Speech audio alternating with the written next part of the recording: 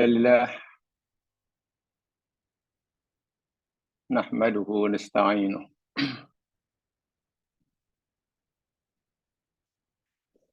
ونتوب إليه ونستغفره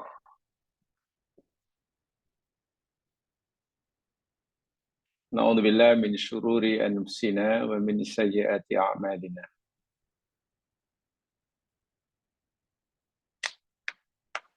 من يهد الله فلا مضل له ومن يضلل فلا هادي له أشهد أن لا إله إلا الله وحده لا شريك له وأشهد أن محمدا عبده ورسوله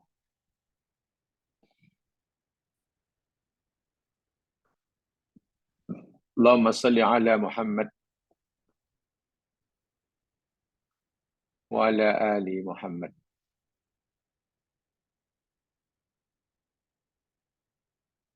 رب اشرح لي صدري ويسر لي أمري واحلل عقدة من لساني يفقهوا قولي.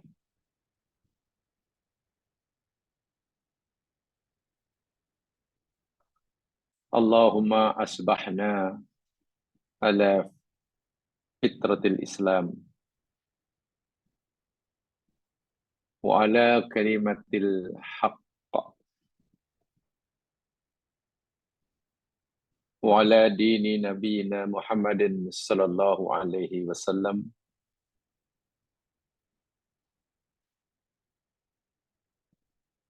وعلى ملة أبينا إبراهيم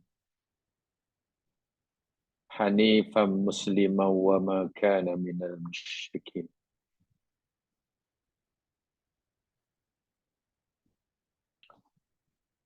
قال الله تعالى في القرآن العظيم بعد أعوذ بالله من الشيطان الرجيم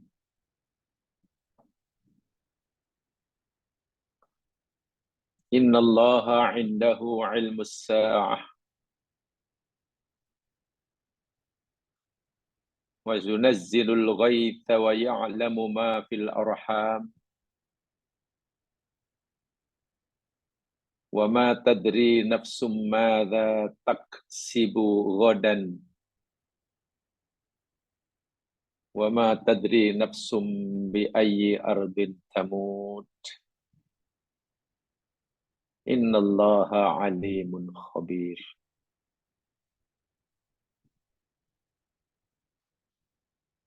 Yang bermaksud sesungguhnya Allah di sisinya, yakni ada 5 perkara gaib yang dia sahaja mengetahuinya. Pertama, ilmu sa'ah, ilmu pengetahuan tentang bila berlakunya sa'ah, yakni saat kehancuran alam semesta yang diikuti dengan yaumul ba'thi, diikuti dengan yaumun nusyur, diikuti dengan yaumul hasyr, dan seterusnya hingga yaumul qiyamah. Yang kedua, Allah saja Maha mengetahui tentang turunnya hujan. Bukan hanya mengetahui tentang bila, di mana, bahkan proses berlakunya hujan yang sangat-sangat canggih lagi kompleks, yang sangat detail. Dan bila kita mengetahuinya, memahaminya, yakinlah kita bahwa proses hujan yang begitu kompleks, rumit, dan sangat detail, tidak mungkin ilmu seperti itu dimiliki oleh manusia, melainkan hanya oleh Allah, dan Allah tidak akan berikan ilmu yang seperti itu kepada manusia. Yang ketiga, ya'lamu ma fil arham, Allah mengetahui apa yang ada di dalam rahim. Akan sampai nanti penjelasannya. Yang keempat, wa ma tadri nafsum bi ayyi wa ma tadri nafsun madza taksibu ghadan, dan seseorang tidak akan mengetahui apa yang akan ia lakukan dan apa yang akan berlaku ke atasnya pada masa, pada waktu yang akan datang. Dan yang kelima, rahasia gaib yang Allah saja mengetahui. Wa ma tadri nafsum bi ayyi ardin tamut. Dan tidak ada satu diri pun yang mengetahui di bumi mana, bila masanya, bagaimana caranya, prosesnya berlakunya kematian yang menimpa dirinya. Innallaha alimun khabir. Sesungguhnya Allah itu maha mengetahui dan maha mendalam serta detail sekali pengetahuannya, serta dia akan memberitahukan kepada hamba-hambanya apa yang dia telah ketahuinya. Luqman 34 yang menjadi tajuk kajian kita sebelum, sekarang, dan insyaAllah pada masa selepasnya.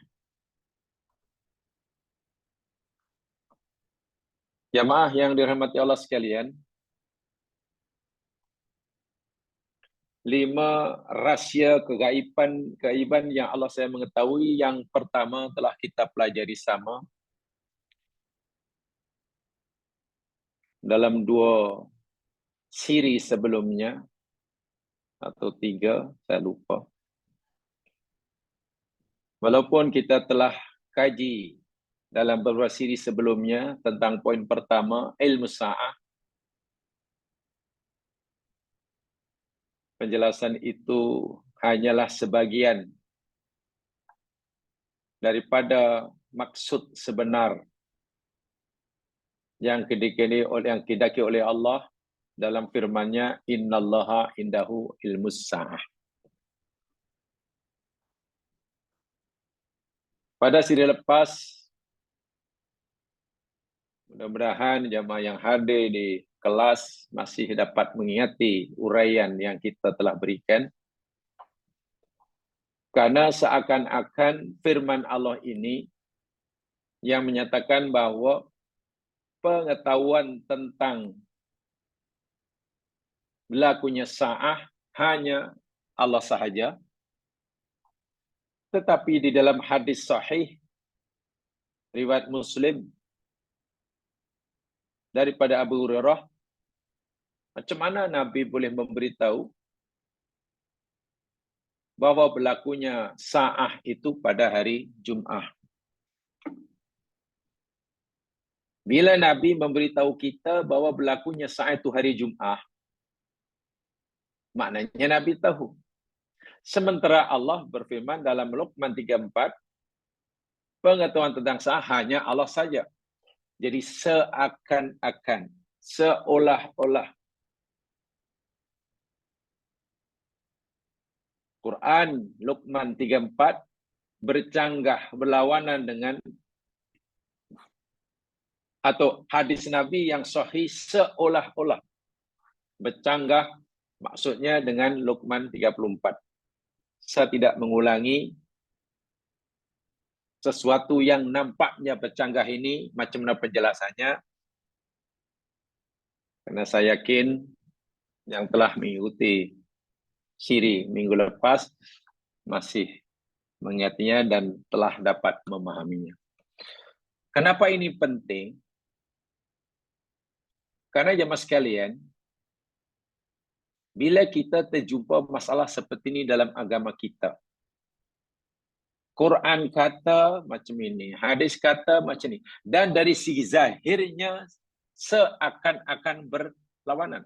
Bahkan mungkin bagi orang yang tidak mempelajari lebih mendalam, pasti akan kata itu bercanggah. Masalahnya, mungkinkah Nabi bersabda berlawanan dengan firman Allah? Kita yakin tidak mungkin. Kalau tidak mungkin, macam mana kita hendak menjelaskan hadis yang nampaknya bercanggah dengan Al-Quran? Inilah sebenarnya cabaran besar bagi setiap mukmin yang ingin mengkaji. Saya ulangi, ini cabaran besar bagi orang mukmin yang ingin meningkatkan kepahamannya dengan betul-betul dan bertanggung jawab terhadap agamanya. Kenapa perkara-perkara macam ini perlu dipecahkan dan dipahami oleh setiap Muslim? Atau kenapa setiap Muslim wajib memahami yang sebenarnya? Sebagaimana yang telah dijelaskan, kita hidup di era ledakan informasi yang luar biasa.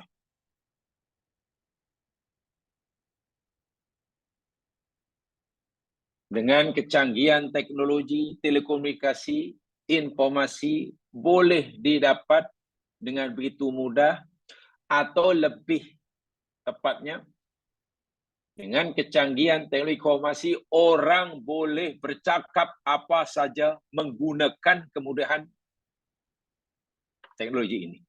Bayangkan, orang boleh cakap apa saja, orang boleh komen apa saja, dengan memanfaatkan atau bahkan ada yang dengan menyalahgunakan kemudahan ini. Yang betul ke, yang salah ke, yang setuju, kita dengan mudah mendapatkannya.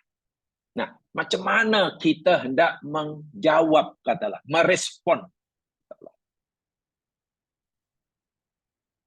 serangan orang-orang bukan Islam? Kalau kita lihat dalam dunia informasi inilah, bagaimana kita nak merespon, nak menjelaskan serangan non-Muslim. Muslim mana seluruh dunia lah, terhadap ayat atau ayat dan hadis yang seperti ini. Karena pasti mereka akan menggunakan hadis-hadis yang dari segi zahirnya bercanggah dengan Al-Quran, pasti mereka akan gunakan untuk menyerang agama Islam.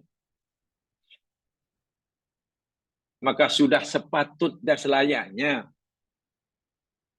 masalah dan tajuk seperti ini menjadi salah satu yang menjadi tumpuan kajian kita.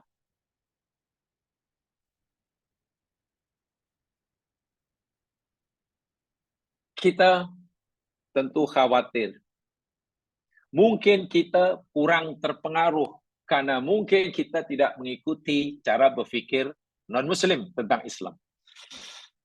Tapi apakah kita tidak ada kekhawatiran terhadap generasi selepas kita, anak cucu kita, yang mereka suatu saat tidak hanya mendapatkan pelajaran, pengajaran, informasi daripada gurunya yang mengajar di sekolahnya, tapi mereka akan dengan mudah mendapatkan pengajaran, informasi, uraian, pencerahan daripada seluruh dunia, termasuk yang tak betul, dan lain sebagainya. Sebab itulah, jika orang Muslim tidak punya kesungguhan, iltizam untuk mengkaji seperti ini, dengan memanfaatkan kecanggihan telekomunikasi,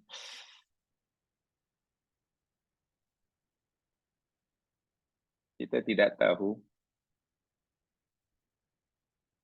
sama ada nanti kalau kita ditanya oleh Allah, adakah kamu telah melakukan sesuatu untuk agama kamu, ketika agama kamu sering kali menjadi sasaran kritikan, celaan orang-orang tidak setuju? Apa yang kamu telah lakukan? Sudahkah kamu menjelaskannya kepada mereka? Kita tidak tahu. Jika sekiranya Allah suatu saat tanya begitu bila kita berada di hadapan Allah.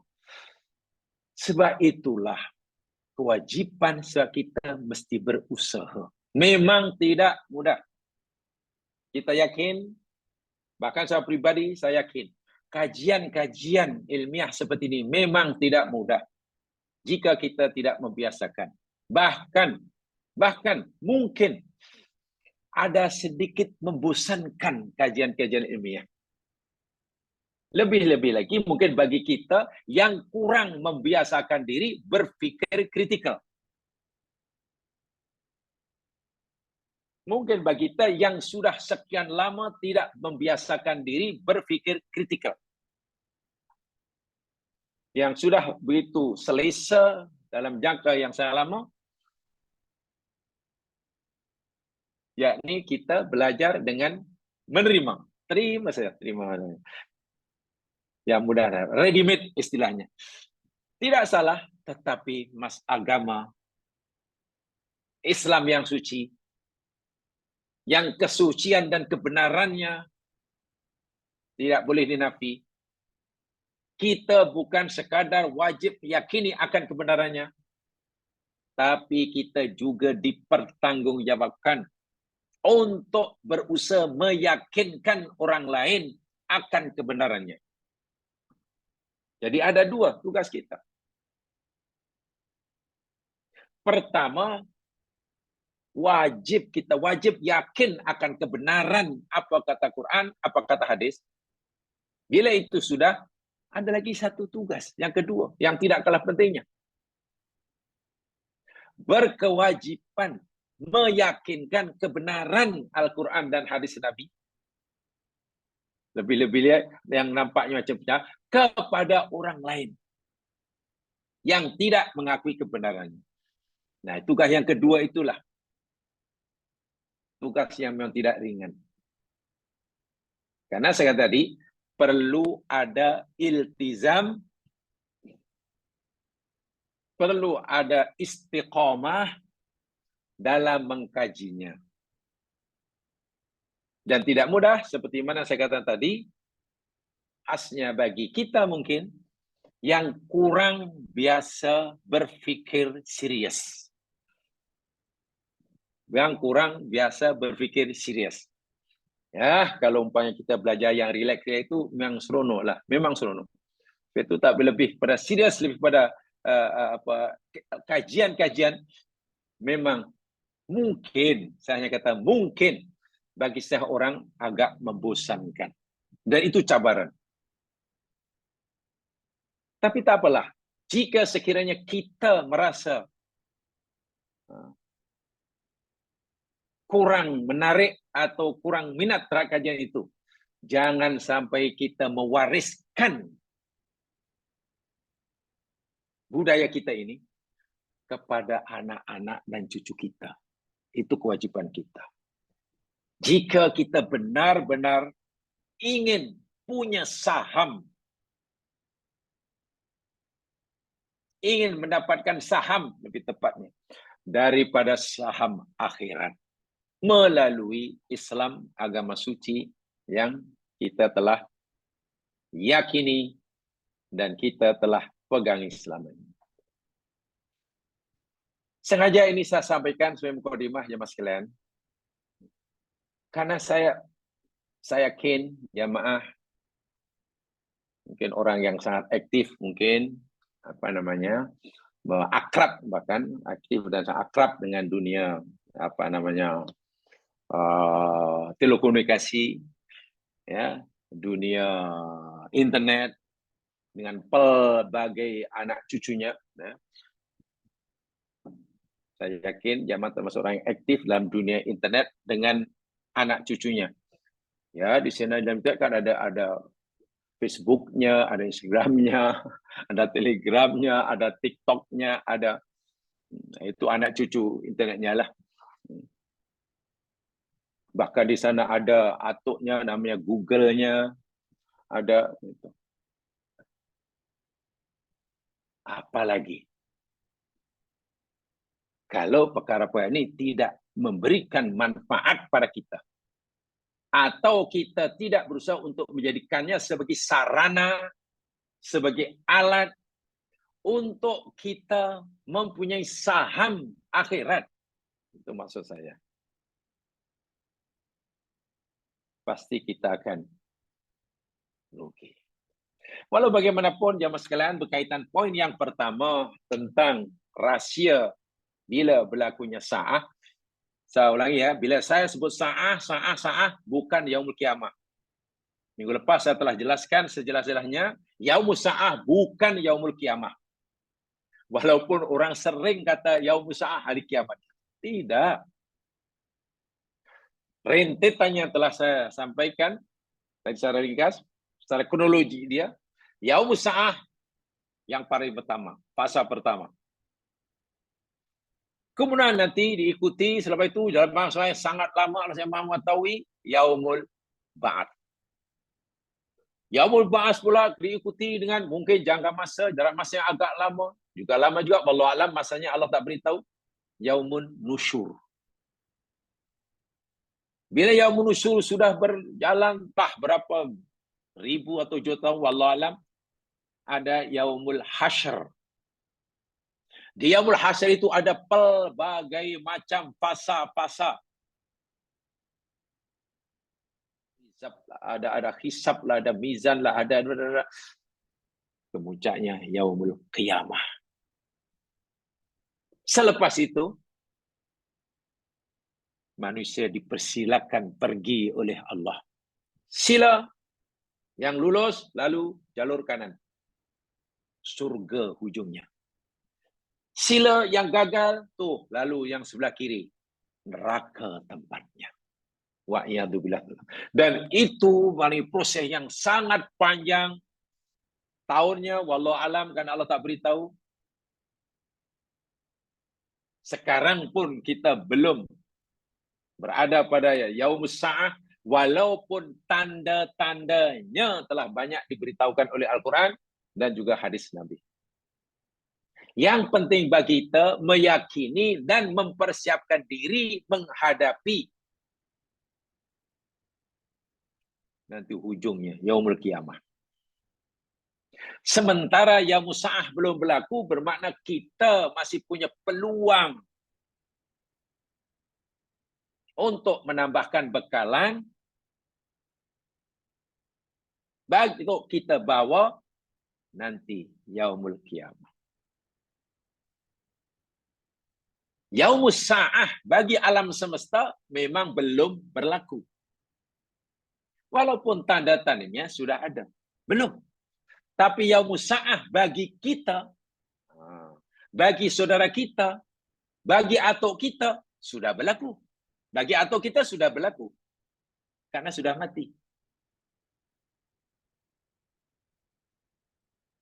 Idza mata ahadun, apabila meninggal seseorang, qomat yamatuhu, berlakulah kiamat baginya. Maknanya orang itu bila mati, yaumus sa'ah sudah menimpa.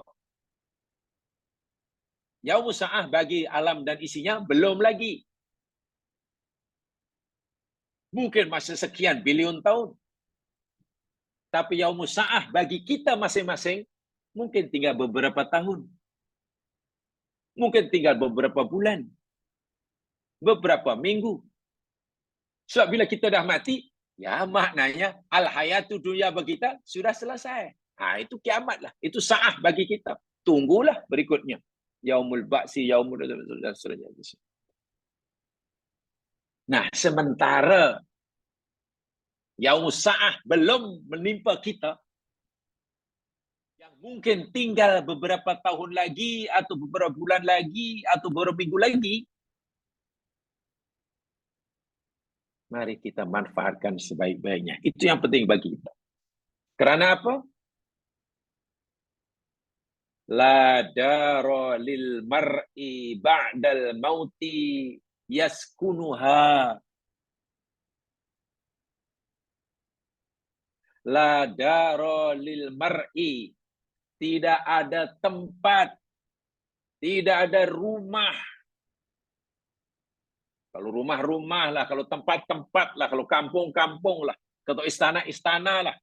Bagi seseorang, ba'dal mauti, selepas kematiannya, yaskunuha, yang dia akan tempati, yang dia akan diami. Tak ada.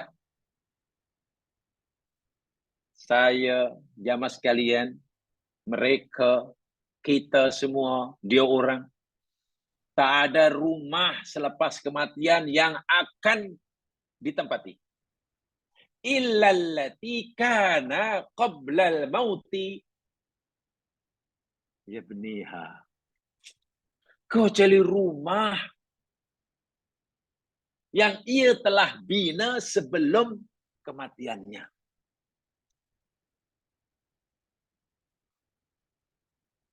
Tidak ada rumah bagi seorang selepas mati yang akan dia tinggali, melainkan rumah yang ia telah bina sebelum kematiannya. Maknanya sekarang ini. Rumah orang itu di sana nanti, rumah yang macam mana, bergantung kepada rumah yang ia sediakan, yang ia bina semasa hidupnya. Fa in banaha bi khairin toba maskanuha. Maka apabila dia telah membina rumah itu dengan rumah yang baik sekarang, di sini, toba maskanuha, maka rumah yang akan dia diami kelak pun akan menjadi toba, toyib, cantik, bagus, selesa. Wa in banaha bisyarrin khoba baniha. Tapi jika ia membina rumah sekarang dan di sini dengan rumah tempat yang buruk, maka dia akan menyesal dan kecewa nanti ketika telah tiba masa untuk mendiaminya. Apa maksudnya? Rumah yang akan kita diami di akhirat nanti selepas kita mati, selepas sa'ah, hancur semuanya dan pindah-pindah terusnya. Bergantung kepada yang kita sediakan sekarang. Yang bina sekarang. Tapi kita macam tak pernah merasa membina. Iya ke? Betul ke sekarang kita sedang buat rumah untuk di sana? Betul. Macam mana kita bina dengan apa? Ada 3 paling tidak. 3 perkara inilah rupa-rupanya yang membentuk, membina, mewujudkan rumah kita di sana nanti. Ada 3. 1, qaulun, yang kita ucap. Yang kita ucap itu akan menentukan bentuk, corak, warna tempat yang kita akan tinggali. Sebab yang keluar dari mulut kan ada yang baik, ada yang tak baik. Ada yang Allah suka, ada yang Allah tak suka. Ada yang Allah ridha, ada yang Allah benci. Ada yang menyakitkan orang, ada yang sia-sia. Sia-sia. Itu akan menjadi penentu nanti rumah kita macam mana rupanya. Kalau yang kita keluarkan itu baik, ya nanti mewujud, akan menjelma. Yang kedua, al-amal, perbuatan.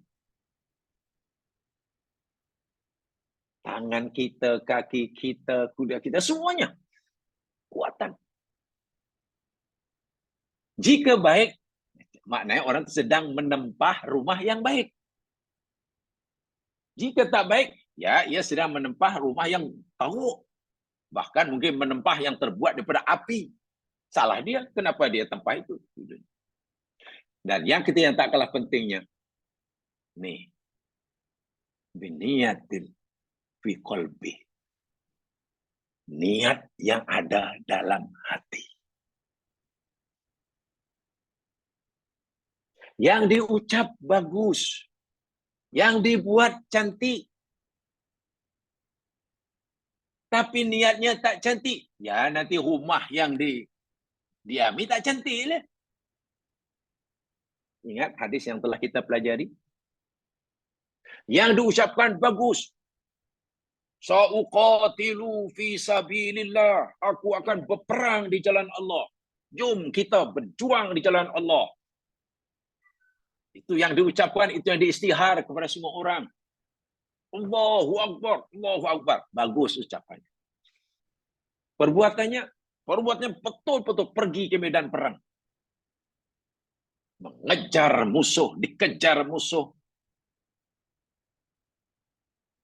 Menetak leher musuh, kena tetak, kejar, mengejar, tidih. Ya, itu amalannya bagus. Ucapannya bagus, tapi niat dalam hati macam mana? Kalau niatnya bukan karena Allah, terkena hadis Nabi dalam hadis sahih. Termasuk orang yang pertama dihisab di akhirat. Asyahid. Orang mati syahid. Ucapannya cantik. Perbuatannya cantik. Di akhirat ditanya oleh Allah. Berapa dahulu kamu hidup? Rezeki aku berikan untuk apa? Ya, aku gunakan ya Allah untuk orang jalanmu ya Allah. Sehingga aku mati. Hatta stashhadtu fi. Sehingga aku mati syahid di jalanmu ya Allah. Mengaku ini orang. Ingat, Allah bukan hanya sedang mendengar ucapan kita. Allah bukan hanya sekedar melihat perbuatan kita. Nih, Allah melihat apa yang dalam hati kita. Ketika orang mati syahid mengaku dirinya syahid, seluruh orang yang hidup masa itu mengiktiraf sebagai syahid, Allah kata apa? Kadzabta, kau bohong. Engkau bohong. Engkau berperang bukan karena aku. Tapi qatalta li ayyuqala annaka jari. Dahulu engkau berperang hingga mati syahid, dibunuh. Aku tahu niat kamu. Supaya kamu dipanggil, digelar, diiktiraf sebagai pemberani dan pejuang. Itu kan niat kamu. Allah tahu, tak boleh ditipu. Akhirnya di mana orang ini ditempatkan? Walhama di dunia diiktiraf mati syahid. Ucapannya Allahu Akbar. Perbuatannya memang mengejar orang kafir. Kejar mengejar, tetap menetap. Tapi kan niatnya Allah tahu. Aku tahu. Niat kamu kan itu. Aku tidak terpedaya dengan ucapan kamu. Aku tidak terpedaya dengan perbuatan kamu. Tapi aku kira tutup. Hati kamu, niatnya bukan karena aku kan? Turiha finnar. Orang dicampak dalam neraka. Saya itu ketiga-tiga ini mesti menyatu. Antara yang kita ucap, yang kita buat, dan yang hati. Barulah nanti terbina mahligai yang indah. Ucapan baik, perbuatan baik, niat yang tak baik pun menjadi mahligai rumah api. Daripada api. Sekarang bagaimana kalau yang kita ucapkan itu tak baik? Yang kita burakkan, burak kosong.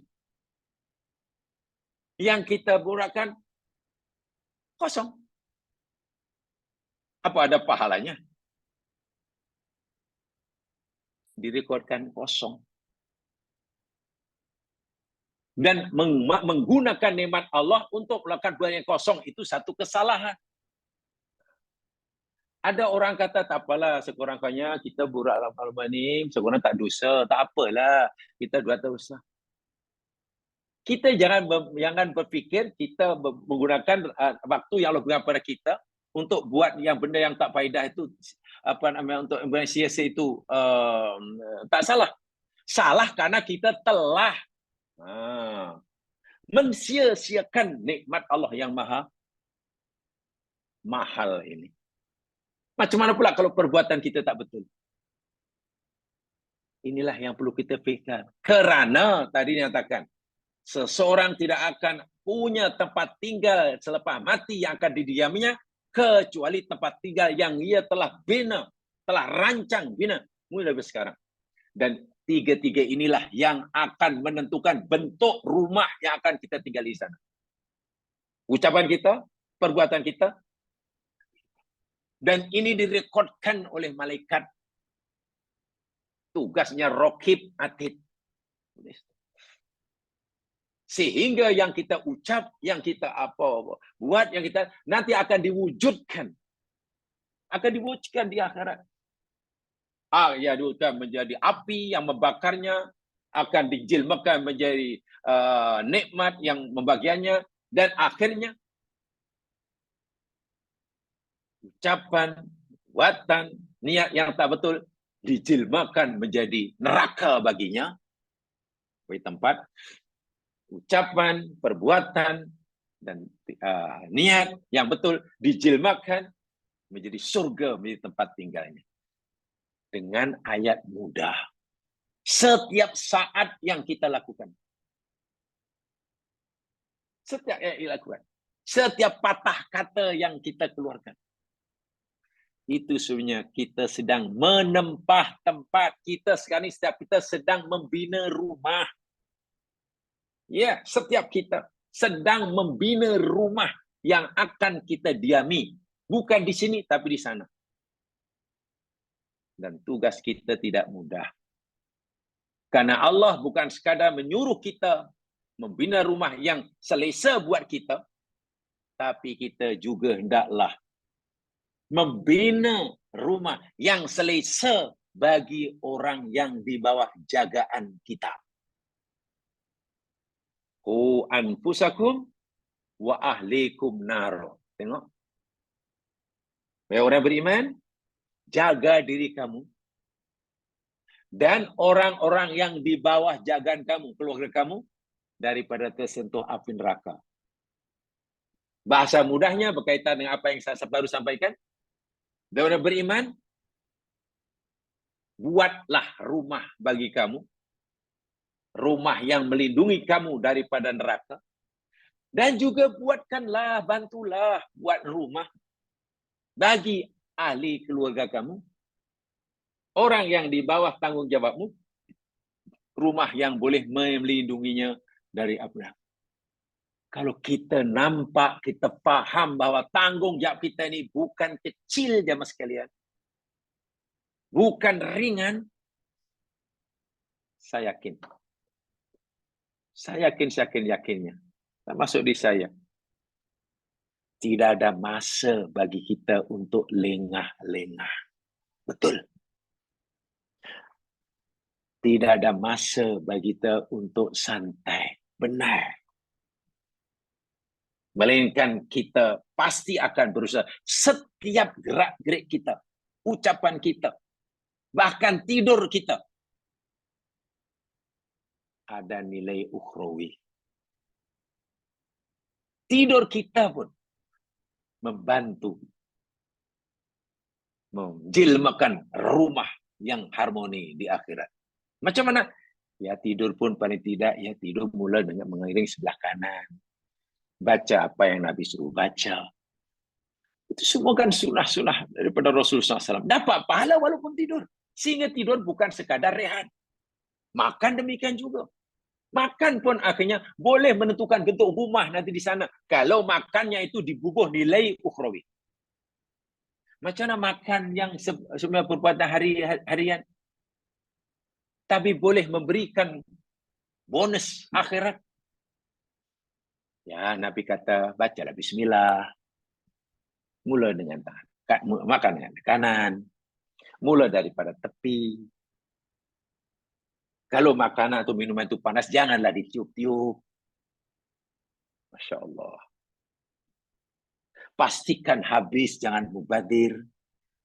Lepas makan tu, jangan terus basuh tangan. Dijilat-jilat dulu. Masya Allah.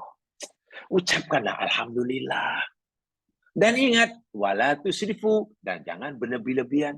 Coba kalau peraturan agama itu kita praktikkan. Ketika kita makan bukan sekadar hilang lapar. Kita makan bukan sekadar kita telah mendapatkan, badan kita bukan sekadar mendapatkan bekalan. Zat,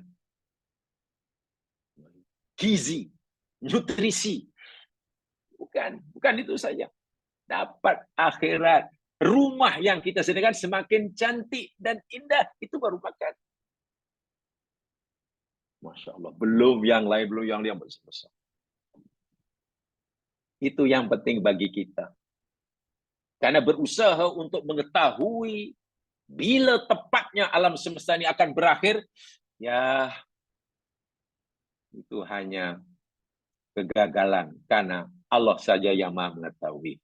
Hanya saja Nabi telah memberitahu pada kita tanda-tandanya yang sudah berlaku pun ada, yang sedang berlaku pun ada, yang akan berlaku pun masih banyak. Tetapi tanda-tanda itu tidak ada artinya jika tidak membuat kita semakin aware, semakin sedar, semakin ambil berat, dan lain sebagainya, dan lain sebagainya. Jamaah sekalian, itu poin pertama yang Allah ketahui. Allah sih ketahui. Serang yang kedua, poin kedua dalam ayat itu yakni wa yunazzilul ghaib. Apa perkara gaib yang kedua yang Allah sahaja Maha mengetahuinya? Wa yunazzilul ghaib. Dan dia yang menurunkan hujan. Jamaah sekalian, ini ayat ilmiah. Ayat yang mengandungi maklumat-maklumat saintifik. Sehingga tidak seharusnya kita memahaminya hanya dengan mengalih bahasakan dalam bahasa Melayu. Dan dia menurunkan hujan. Maknanya Allah turunkan hujan tu, yakni Allah saja yang tahu. Kalau kefahaman kita setakat itu, ya masalah. Nanti mungkin ada orang awam akan tanya, awak kata turunnya hujan tu Allah saja yang tahu. Iyalah, Quran kata begitu. Tapi kenapa ada di negara kita atau negara mana di dunia itu ada badan-badan dipanggil lembaga meteorologi dan geofisik yang salah satu kerja dan tugasannya meramalkan buat ramalan cuaca, ramalan hujan yang hari-hari diberitahukan. Ramalan cuaca hari ini cuaca dia akan cerah di satu tempat, kita bisa turun hujan di lebat. Petang ni akan ribu petir di tempat ini sekian. Itu ada ramalan dan itu ramai itu berkajian. Mereka mengkaji. Ramai mereka yang dapat gelar PhD. Pakar dalam dunia meteorologi dan geofisik. Macam mana awak boleh kata Allah saya yang tahu turunnya hujan? Dan betul. Pagi tadi kita beritahu dah dengar ramai cuaca. Siapa yang keluar malam ni kena keluar awal sebab petang diamalkan hujan lebat di kawasan ini. Akan betul. Iya. Macam mana ya? Quran kata Allah saja yang maha apa rahsia turun hujan, Allah saja yang tahu. Tapi kenapa sekarang dengan kemajuan teknologi yang Allah ajarkan dah macam tak rahsia lagi? Ini kalau ini pahaman apa nama kita bingung seperti ini kalau pemahaman kita terhadap ayat ini terlalu sederhana. Maksud saya, kalau kita fahami ayat ini hanya setakat dan Allah yang menurunkan hujan. Masya Allah. Dan inilah yang saya katakan ayat ini ayat kauniyah. Ia ada aspek akidah. Sekaligus ayat ini ada aspek kauniyah, tabiiyah.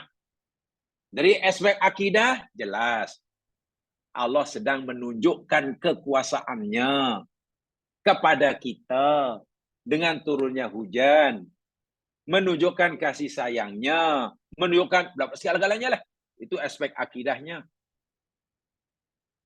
Depan mata kita Allah sedang membuat, menayangkan, memperlihatkan seterang-terangnya tentang Allah yang punya sifat Maha Pengasih, Maha Penyayang, Maha Bijaksana, Maha Qadir, dan seterusnya.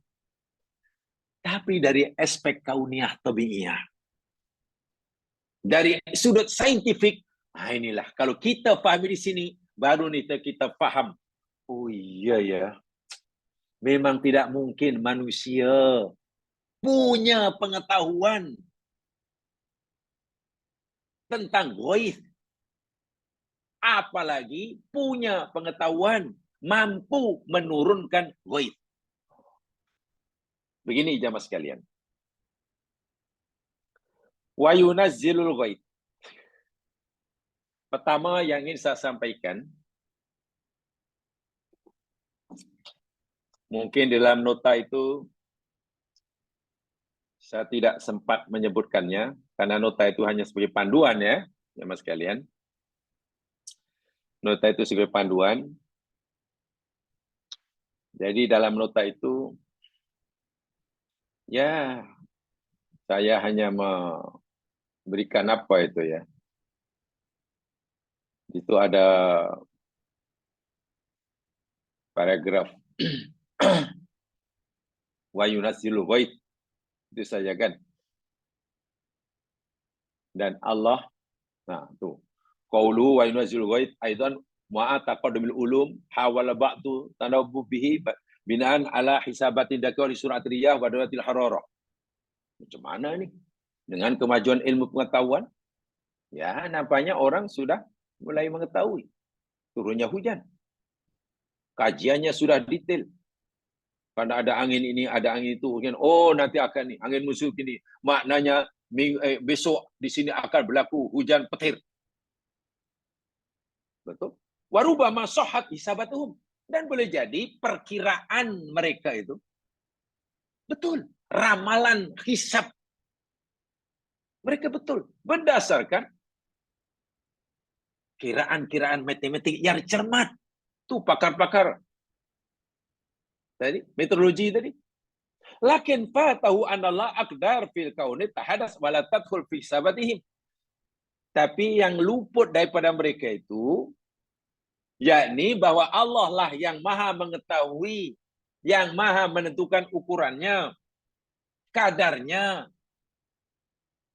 di mana, tepatnya, berapa lama. Dan itu di luar kemampuan hisab perhitungan mereka manusia.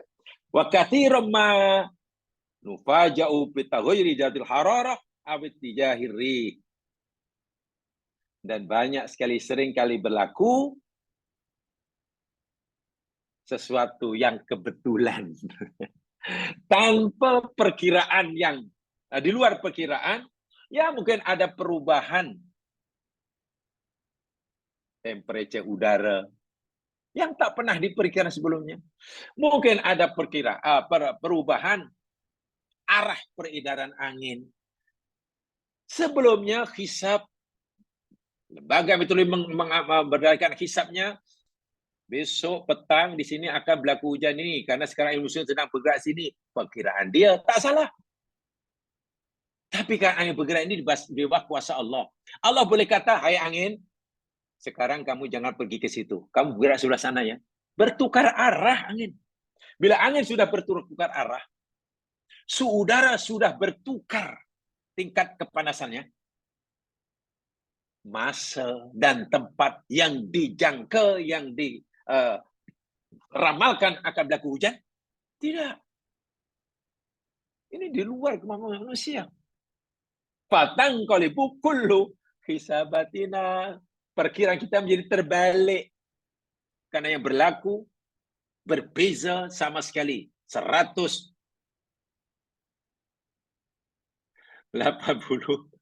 degree. Kan sering berlaku begitu kan? Jadi jangan kita pikir ini hanya cerita turunnya hujan. Tidak, jemaah sekalian. Pertama yang saya sampaikan supaya kita paham betul. Yang pasti manusia tidak tahu, yang tahu hanya Allah saja. Poin pertama yang saya sampaikan. Di dalam Al-Quran ada paling tidak 2 istilah berkaitan dengan tajuk yang kita pelajari ya. Di dalam Al-Quran ada 2 istilah, 2 perkataan yang Allah gunakan untuk merujuk pada hujan.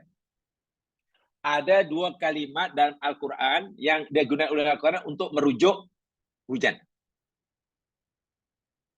Satu, matorun, mator,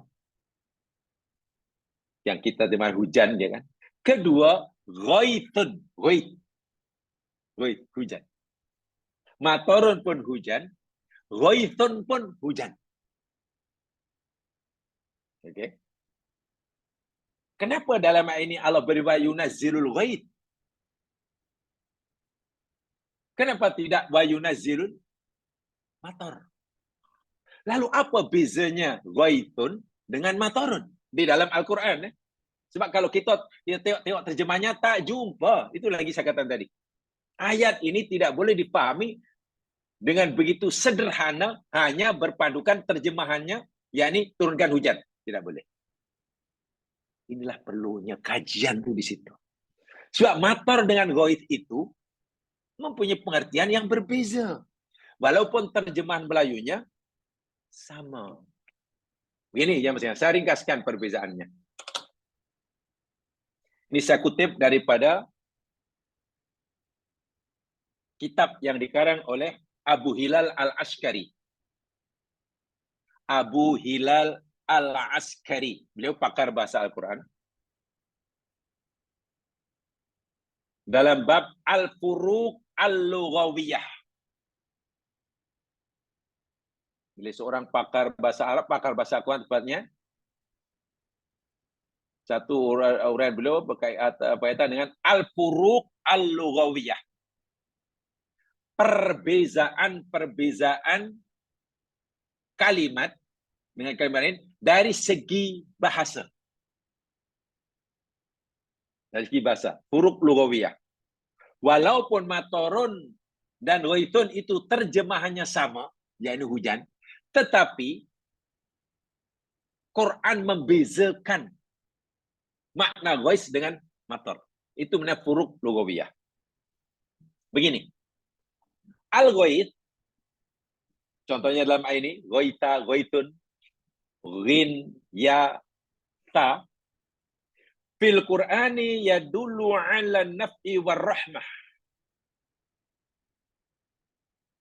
Kalimat ghaith dalam Al-Quran ini diguna pakai untuk menunjukkan adanya rahmat dan manfaat. Saya ulangi. Kalimat ghaith di dalam Al-Quran ini diguna pakai untuk menunjukkan adanya rahmat dan manfaat. Karena ghaith ini sebenarnya daripada perkataan yakni apa? Istighothah. Kan ada kita minta istighothah. Mari kita istighothah. Aghithna, aghithna. Aghithni, aghithni. Kan begitu kan? Istighothah itu maknanya minta kemenangan, minta pertolongan, minta manfaat. Itu mana istighosah. Jadi kalau kita berdoa, mari kita melakukan istighosah. Mari kita berdoa pada Allah agar Allah beri kita kemenangan, beri kita kejayaan, turun berita manfaat. Contoh. Sekarang ini umat Islam di negeri ini khasnya, dan juga di negeri-negeri lain tentunya, digalakkan untuk terus berdoa kepada Allah bagi kesejahteraan, keselamatan, kemenangan saudara-saudara kita yang ada di Gaza khususnya dan di Palestina pada umumnya. Pada umumnya. Ya, pada umumnya. Ini doa yang kita panjatkan ramai-ramai, memohon pada Allah agar Allah turunkan, berikan kita kemenangan, keselamatan, perlindungan, rahmat, apalagi manfaat. Doa macam itu namanya istighosah. Istighosah namanya. Nah, doa istighosah ini, minta Pak Yani, karena kita panjatkan ketika berlaku musibah, bencana, itu kemudian dipanggil nazilah. Kalau kunut nazilah. Nazilah itu maknanya peristiwa yang berlaku saat itu. Kejadian yang berlaku saat itu. Apa kejadian yang berlaku sekarang ini? Umat Islam dibantai. Kejadian yang berlaku saat ini, orang Islam dibantai, itu namanya nazilah. Jamaknya nawazil. Jadi doa sempena berlakunya peristiwa musibah yang menimpa orang Islam, itu namanya nazilah. Adapun permohonan kita, doa kita yang kita panjatkan pada Allah, agar Allah tolong kita, agar Allah beri manfaat, rahmat pada kita, itu namanya istighosah. Boleh bezakan itu? So, kalau ditanya, apa itu doa yang kita baca tadi, baca doa apa? Doa nazilah. Orang biasa gitu kan? Nazilah. Walhal kalau kita kaji lebih cermat, ialah kesalahan itu tidaklah membatalkan syahadah. Ya sekalian, saya kan tak memahami itu kesalahan membedakan antara nazilah dan ihsa itu tak betul-betul tidaklah membatalkan syahadah, betul. Tapi kita ingin memberikan kepahaman yang tepat sebagaimana yang Quran dan hadis maukan. Itu saja. Walaupun jika kita salah, tak batal syahadah kita. Tak batal doa kita. Tapi ini penting karena Quran mengajar kita agar setiap kalimat yang Quran sebutkan itu kita pahami sesuai dengan kehendak Al-Quran. Itulah. Jangan kita pahami istilah Quran itu sesuai dengan kemauan kita. Itu tak boleh.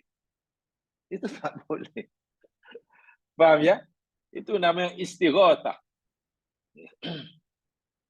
Dan ini apa namanya ada di dalam Al-Quran tadi saya tunjukkan. Minta pertolongan. Istighosah itu. Contoh. Ini saya baru nak ceritakan perbedaan ghois dengan mator tadi ya. Ghois adalah apa? Kita digunakan pakai untuk memberikan adanya manfaat, rahmat, atau apa yang kebaikan lah. Sebab itu kalau kita berdoa pada Allah agar Allah berikan kita rahmat, kasih sayang, kemenangan, bebas daripada penindasan, itu namanya doa istighosah. Dan Quran pakai ini.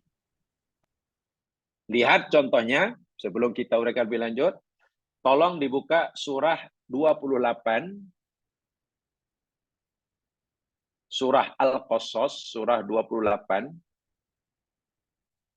ayat 15.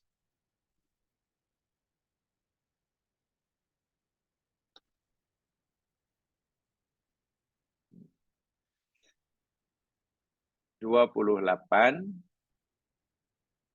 ayat 15.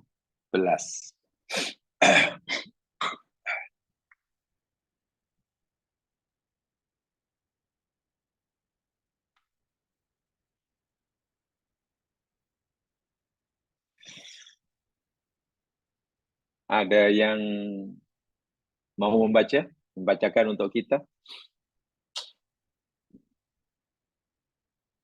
Kalau ada, saya silakan. Al-Qasas ayat 15.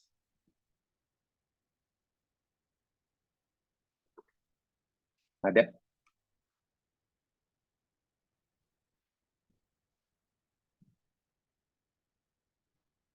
Pahalanya besar. Siapa yang membaca, ini baca nanti suara yang keluar dari mulut kita itu boleh menentukan rumah yang kita akan duduki nanti. Mungkin mengubah catnya jadi cantik, aksesorinya mungkin lebih cantik. Silakan. Kalau ada.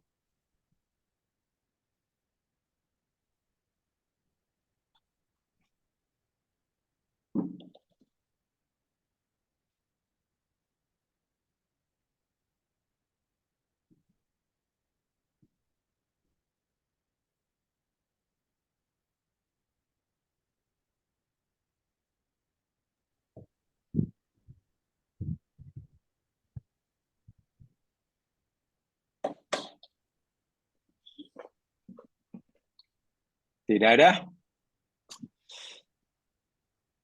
Wa dakhalal madinata ala hini ghaflatin min ahliha. Dan Nabi Musa masuk ke satu bandar. Ketika penghuni bandar itu dalam keadaan lalai sepi, maknanya mungkin sedang tidurlah. Sepi, ghaflah. Pasar pun tak ada apa ya. Ya bukan public holiday, saya tak kata public holiday. Masuk keluar bandar jalan, sepi pula. Pasar, pakan dari masjid. Fawajada fiha rajulaini yaqtatilani.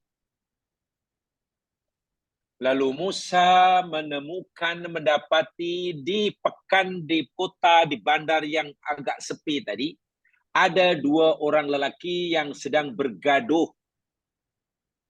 Yaqtatilan itu bergaduh betul lah. Bahkan kalau tidak ada yang memisahkan merekanya, mungkin akan berlaku pembunuhan. Karena masing-masing sudah menggunakan segala kekuatan, kemampuannya ada untuk mengalahkan yang lain. Bahaya itu kalau dibiarkan. Hada min syi'atihi. Yang seorang laki itu termasuk puak Musa, Bani Israel. Sebangsa dengan Nabi Musa, Syiah, mengikut kumpulan. Jadi Bani Israel lah. Wa hadha min aduwihi, sementara yang seorang pula dari puak musuhnya, kaum Qibti. Darahnya, DNA-nya sama dengan DNA Fir'aun. Gaduhlah Bani Israel dengan Musa. Perhati, ini takut ni orang ni, apa ni gaduh-gaduh. Musa coba melarikannya, tak mau. Dia sampai pergi nak membunuh dah. Fastaghathahu. Tengok di situ dalam kalimat istaghatha. Itu fi'il madi daripada ghaith. Root buatnya ghaithun. Jadi kalau itu diartikan hujan, maknanya bukan hujan.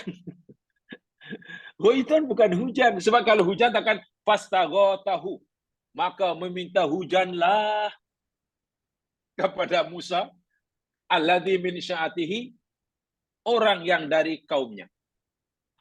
Melihat orang gaduh itu, maka Bani Israel yang sebangsa dengan Musa minta hujan kepada Musa. Mana istaghotha minta hujan pula.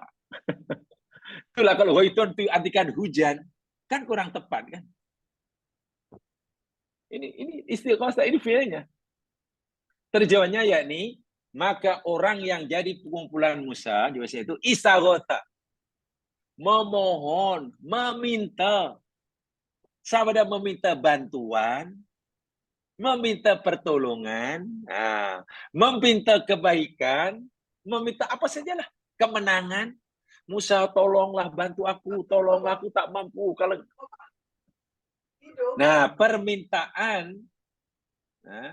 permintaan kaum Musa kepada Musa, inilah namanya istighothah. Istighothah. Ala ladzi min aduwihi, untuk mengalahkan orang yang dari pihak musuhnya. Fawaqazahu Musa faqatu alaihi, lalu Musa pukul orang itu pun mati. Musa sedar, qala, berkata, Musa sedar, lalu dia berkata, hada min amri syaitan. Ini perbuatan syaitan.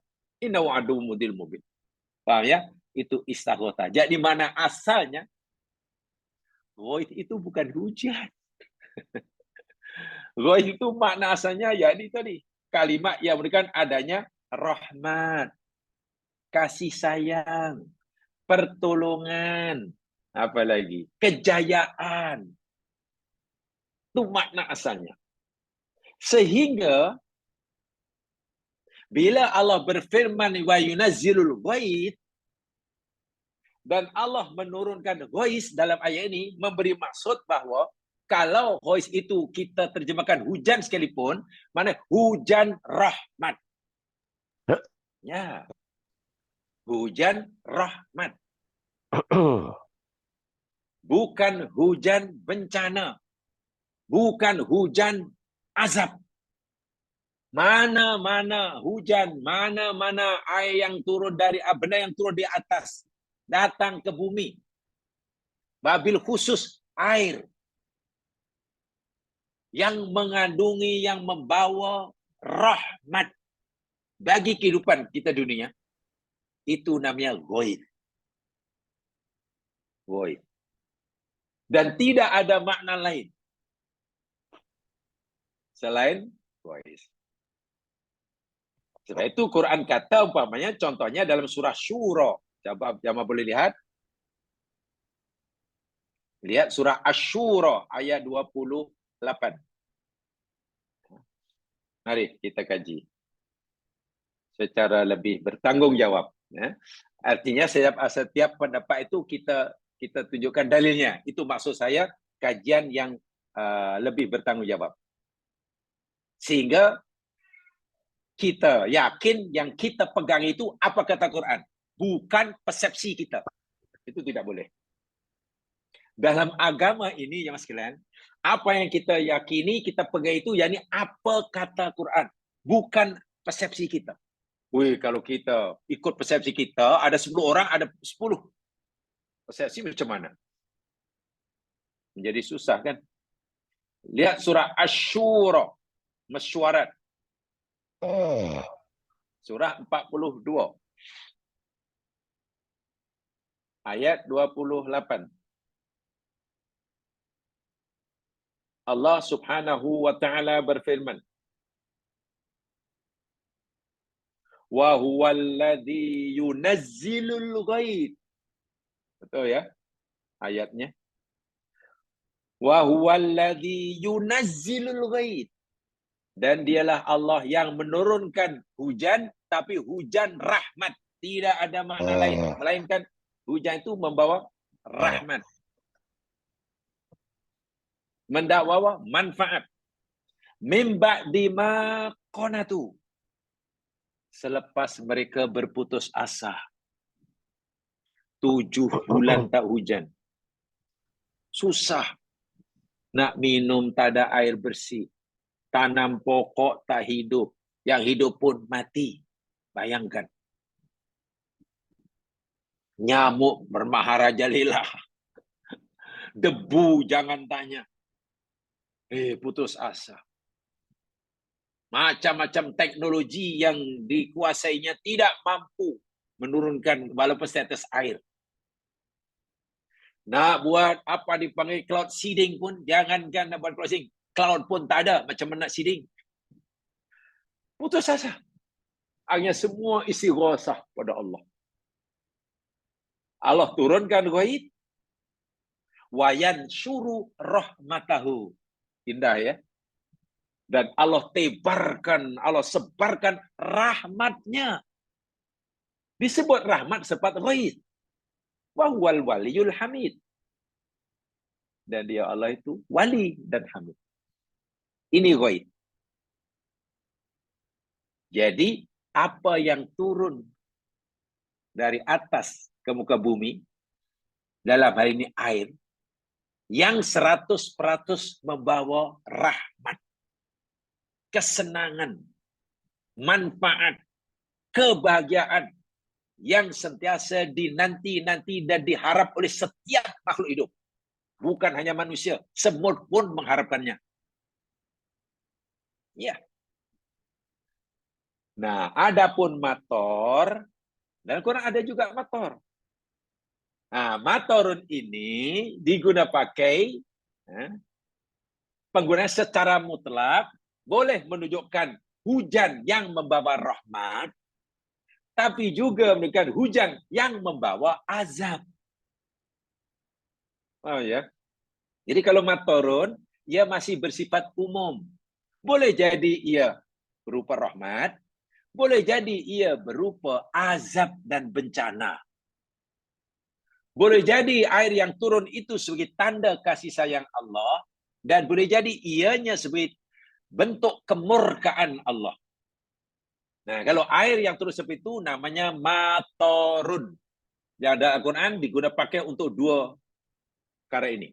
Untuk yang baik pun boleh, untuk yang tak baik pun boleh. Jadi bersifat mutlak. Tapi kalau menunjuk pada yang baik, ghaith. Kalau ghaith hanya digunakan pakai untuk yang baik. Rahmat. Contoh umpamanya kalimah mator digunakan untuk merujuk pada hujan yang rahmat. Hujan rahmat. Bukan hujan azab. Lihat firman Allah Subhanahu wa taala dalam surah An-Nisa. Surah An-Nisa ayat 102.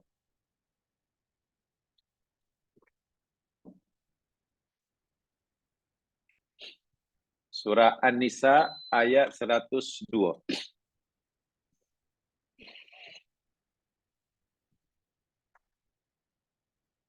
A'udzu billahi minasy syaithanir rajim. ولا جناح عليكم إن كان بكم أذى من مطر أو كنتم مرضى أن تضعوا أسلحتكم وخذوا حذركم إن الله أعد للكافرين عذابا مهينا. Ayat ini berkaitan ayat perang. Ketika orang Islam terlibat dalam peperangan melawan orang kafir, waktu sholat telah tiba, mereka tetap wajib sholat. Tidak boleh sholat ditinggalkan. Walaupun dalam peperangan yang sedang berlaku, terjadi. Adalah namanya sholatul khauf ya. Salah satu ketentuan yang Allah tetapkan bagi prajurit-prajurit mukmin di medan perang, ketika sholat, mereka diwajibkan oleh Allah untuk tetap sambil membawa senjata. Senjata jangan diletakkan. Kalau pedang senjatanya, sambil pedang pegang. Kalau tombak, sambil pegang tombak. Kalau panah, sambil panah. Kalau sekarang pakai M16, sambil depan. Sedang sembahyang, jangan letakkan. Itu ayat sebenarnya kalau kita baca, ayat ini sebenarnya. Hanya Allah kata, la junaha alaikum. Tapi tak dosa atas kamu. Wahai orang tentara Islam, tak ada kesalahan bagi kamu. In kana bikum adan. Apabila dalam dirimu tu ada penyakit. Maknanya kamu tak cukup kuat untuk berdiri sambil pegang senjata yang berat bila solat. Satu. Ada keuzuran lah. Satu. Atau penyakit itu disebut oleh Allah. Udan itu apa? Min matorin. Ya mungkin karena hujan. Mator di sini gunakan motor. Hujan lebat. Wah, susahlah kalau sambil membawa ini dengan baju besi, dengan apa ni, shield itu apa tak apa bendinding itu apa namanya, tameng apa namanya. Nanti takung air, wih berat. Au kuntum marda, atau kamu sedang sakit sehingga badan kamu lemah untuk sambil membawa senjata yang tidak sedikit dan berat-berat belaka. Tak dosa apa? Antadau aslihatakum. Tak dosa bila kamu meletakkan senjata-senjata kamu. Maknanya kamu solat tak perlulah sambil memikul membawa senjata. Karena ada asbab tadi. Motor atau mungkin sakit. Tapi bila tidak ada keuzuran, wajib kamu pegang bawa senjata. Walaupun sedang solat. Nah, di sini Allah gunakan matorun. Mator di sini mana hujan yang rahmat. Kenapa? Tidak mungkinlah Allah turunkan hujan, bala, bencana, azab, siksa terhadap mujahid fisabilillah. Tak mungkin. Sehingga mator di sini maknanya hujan yang baik. Satu. Adapun yang satu lagi, mator diguna pakai dan ini kebanyakannya. Saya ulangi. Kebanyakan kalimah mator dalam Al-Quran itu diguna pakai untuk memberi makna hujan laknat, hujan azab, hujan bencana, hujan kemurkaan, hujan siksaan. Al-iqab al-ilahi lit-taghin wal mufsidin. Ia adalah hukuman-hukuman siksa-siksa daripada Allah yang Allah timpakan pada orang-orang yang melampaui batas dan kaum perusak. Yang bahkan hujan yang berupa azab ini bukan berupa air, tapi berupa batu. Batu. Turunnya batu dari atas menimpa penduduk bumi, itu pasti bukan rahmat lah. Takkan orang dihantam batu namanya rahmat. Itu pasti bencana. Itu azab. Itu siksa. Kerana kedegilan mereka. Nah, turunnya batu itu pun Quran gunakan kalimah matorun. Nah, di sini matorun memberi makna hujan siksa. Lihat firman Allah Subhanahu wa taala coba. Dalam surah Hud contohnya. Surah Hud ayat yang ke-82.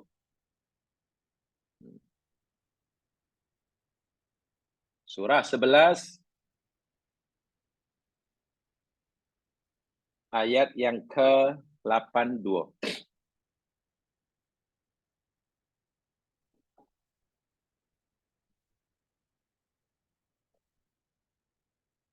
A'udzu billahi minasy syaithanir rajim.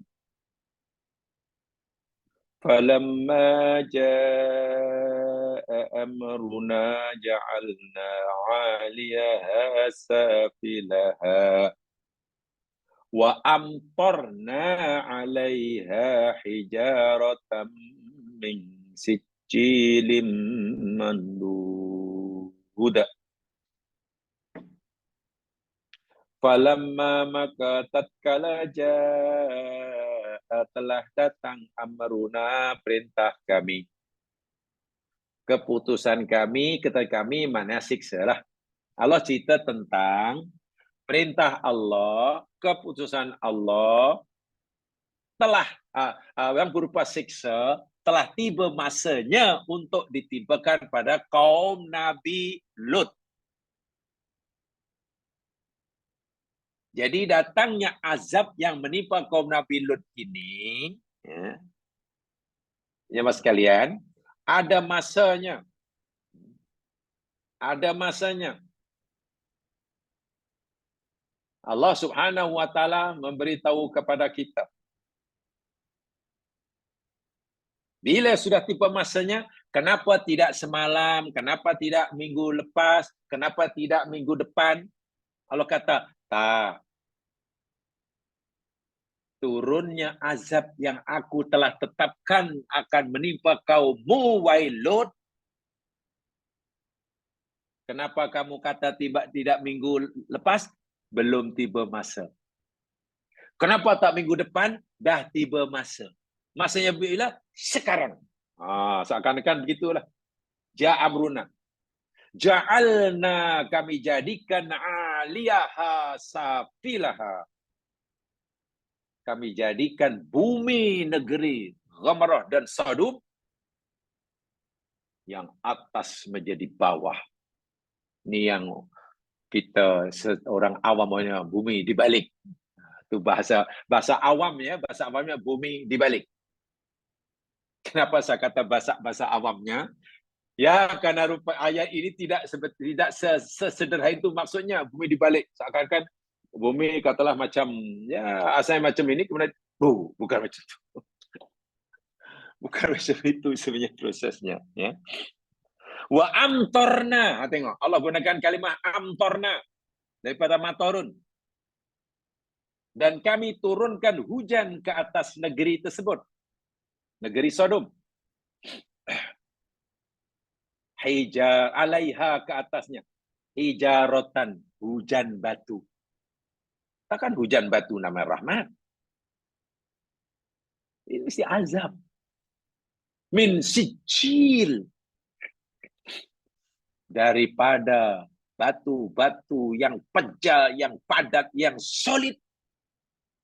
Mandut yang berterusan. Terus-menerus tak henti-henti. Bertubi-tubi.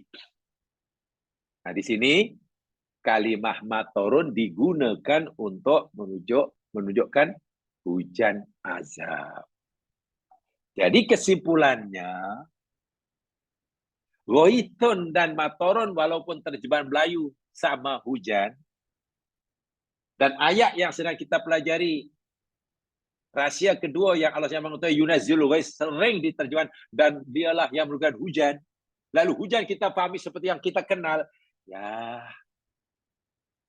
tidak salah, tetapi masih jauh daripada yang betul gitulah. Tidak salah, tapi masih jauh daripada yang betul. Karena kalau kita yunazzilul ghaits kita dan ia turunkan hujan, yang maknanya sama dengan mator, sedangkan mator dan hujan tidak sama. Ghaits itu digunakan pakai untuk menunjukkan hujan rahmat, hujan manfaat, hujan kasih sayang, hujan pertolongan, hujan apa sajalah. Yang baiklah. Sedangkan matorun dalam Quran digunakan pakai untuk dua ini. Boleh jadi untuk kebaikan, boleh jadi untuk keburukan. Dan kebanyakan. Dan kebanyakan. Walaupun tak semua. Kebanyakan. Ya, 99 ke 98% lah. Kalimah matorun dalam Al-Quran digunakan pakai untuk merujuk pada hujan siksa, hujan azab. Bahkan kalimah hujan matorun dalam Al-Quran tidak digunakan, bahkan tidak semua digunakan untuk hujan air, hujan batu. Hujan batu. Nah, di sini kita baru tahu kenapa Allah Subhanahu wa taala berfirman, beritahu kita bahwa turunnya hujan itu termasuk rahasia Allah yang Allah Maha mengetahui. Sedangkan kita tahu pakar-pakar meteorologi dan geofisik mengetahui seakan-akan macam rahasia Allah sudah bocor. Tidak. Oh, ini kaitannya dengan rezeki. Sekarang yang saya tanyakan. Siapa yang tahu? Pakar ekonomi mana yang tahu bahwa rezeki A ini masa depannya akan begini-begini, B akan begini-begini? Siapa? Tak ada siapa yang tahu. Yang tahu rezeki seseorang, kadarnya, bila, di mana, dan saudara-saudaranya, hanya Allah. Itu satu. Yang kedua, air yang turun daripada langit ini. Peramal mana yang tahu? Bomoh mana yang tahu? Bahwa hujan yang semalam itu adalah hujan azab. Hujan pagi ini hujan rahmat. Coba, siapa yang tahu? Tak ada yang tahu. Kita hanya boleh kata paling kita hanya boleh berharap ini hujan rahmat, boleh. Tapi nak pastikan adakah ini hujan rahmat atau hujan azab, tak ada siapa yang tahu. Ini kaitannya dengan rezeki, dengan nasib kita. Nasib makhluk hidup di dunia ini yang akan menimpanya ini baik ke buruk ke, tak ada siapa yang tahu, termasuk kita. Nabi pun tak tahu, jamaah sekalian. Yang akan menimpa Nabi ini baik, buruk, Nabi tak tahu. Tengok ayat Al-Quran. Saya tunjukkan ayatnya. Kalau Nabi pun tak tahu, apalagi kita. Tengok surah Al-A'raf ayat 188. Al-A'raf 188. Surah yang ke-7. Tolong dicatat betul ya. Kalau tak mau catat banyak-banyak, tolong dikutkan. Ya, paling tidak tulislah Al-A'raf aja. Supaya jadi rujukan, supaya jadi ingatan.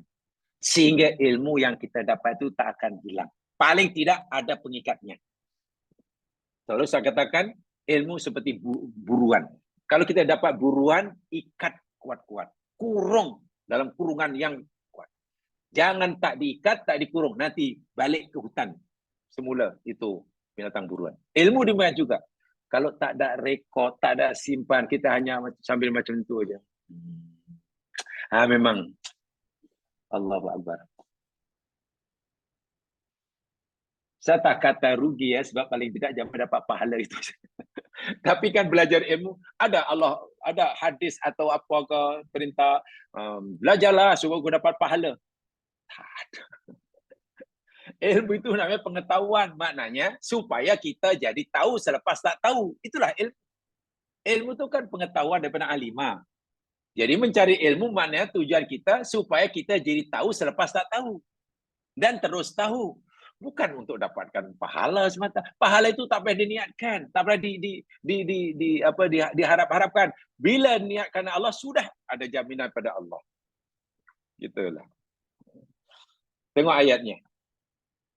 Allah perintahkan Nabi untuk memberitahu. Kul, Muhammad, katakan pada umatmu. La amliku li nafsi naf'an wala dharran.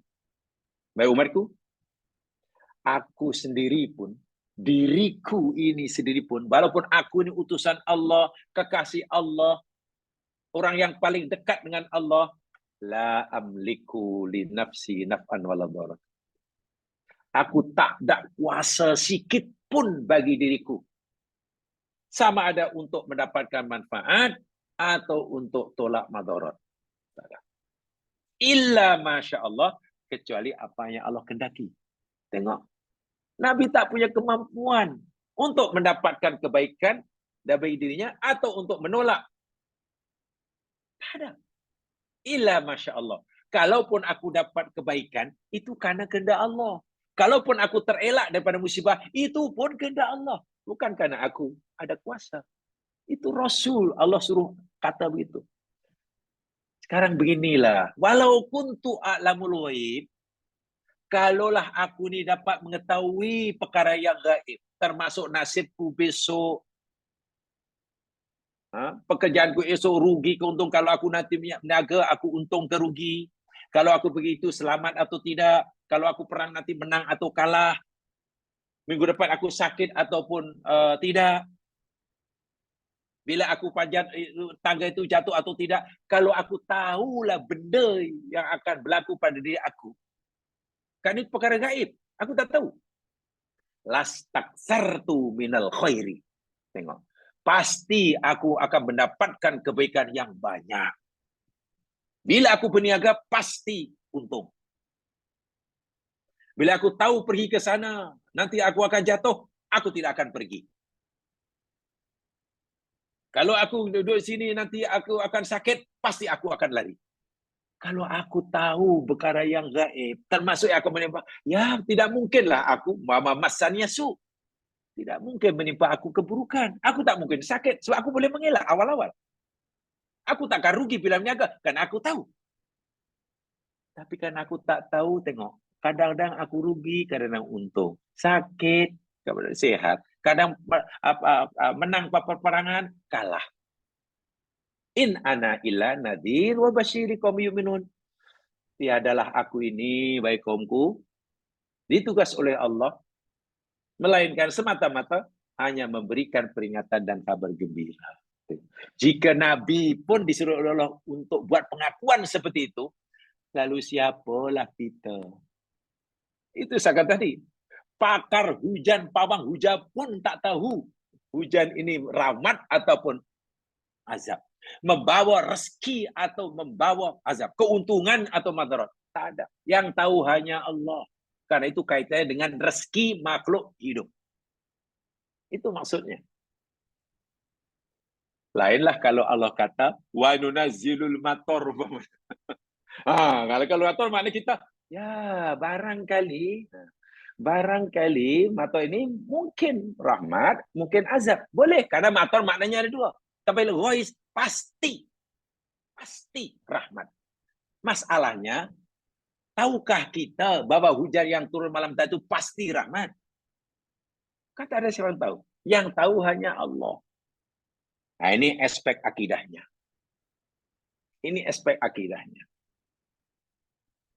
Paham ya? Yang saya kata dari aspek akidah. Adapun dari aspek kauniahnya, saintifiknya, ilmiahnya, ya insya Allah lain kali lah. Karena di situ gunakan kalimat yunazilu.